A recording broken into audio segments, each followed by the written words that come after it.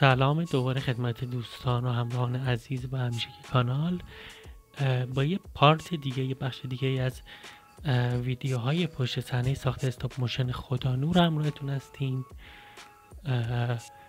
یه توضیح که راجع به این ویدیو لازم بدم اینه که این ویدیوها یه مقدار تفصیل داره. مشخصا در واقع داریم سعی میکنیم که کل روند ساخت یک بخشی از یه استاپ موشن رو نشون بدیم.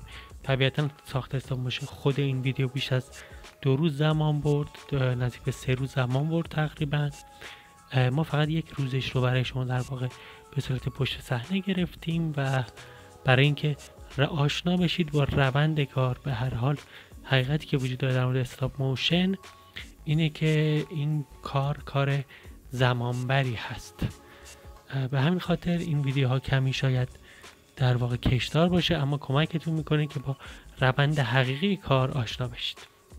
خب تو دو تا قسمت قبل دیدیم که ما شروع کردیم، ستاپ کردیم صحنه رو و یه پارتی از ویدیو رو گرفتیم. پلان اولمون یک پلان حرکتی بود، یعنی پلانی که تو پارت اول فیلم همونطور که شما دیدید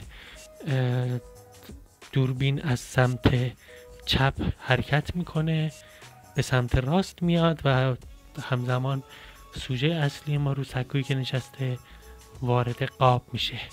این پلان حرکتی حتی توی حالت نرمال هم تو فضای در واقع رئال و سینمایی حالا یا تلویزیونی میشه گفت که پلان ساده ای نیست.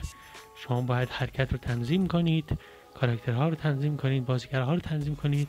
حالا تصور کنید که این اتفاق داره تو استاپ موشن میفته، چیزی که فریم به فریم میخواد اتفاق میفته.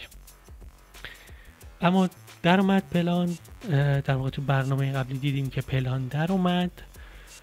حالا میرسیم به در واقع میشه گفت برای فیلم ما، برای این داستان ما میرسیم به پلان دوم.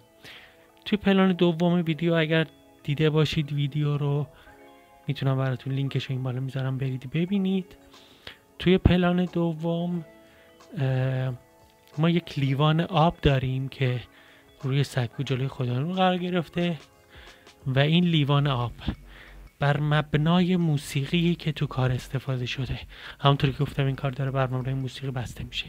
این پلان آب توی بر مبنای موسیقی که توی کار استفاده شده با ضرباهنگ صدای پایی که توی موسیقی میاد تکون تکون میخوره و در واقع میریزه. همونطور که در واقع ویدیو قبل هم گفتم این کار بر مبنای موسیقی داره بسته میشه، یعنی ما پلان هامون رو با موسیقی داریم ست میکنیم. صدای موسیقی میاد، صدای پاس شبیه به رژه رفتن و پاکوبیدن گروهی مردم و این باعث میشه که این لیوان آب تکون بخوره بریزه. مبنای تصویری در واقع صدای پای مردمی که میتونه تمام نمادهای دیکتاتوری رو و ظلم رو از جا بکنه و بریزه. برای اینکه این پلان اتفاق بیفته ما نیاز داشتیم که در ادامه اون حرکتمون، حالا پلان تصویرمون در واقع پلان بسته تری هست از اون صحنه و تمرکزمون روی لیوان آب هست و بعد توی بیش از 20 فریم تکون خوردن لیوان آب رو میبینیم.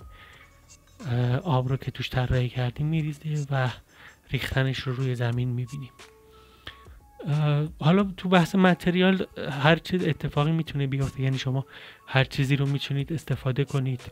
من اینجا از یک در واقع استوانه کوچیک پلاستیکی استفاده کردم به عنوان لیوان آب.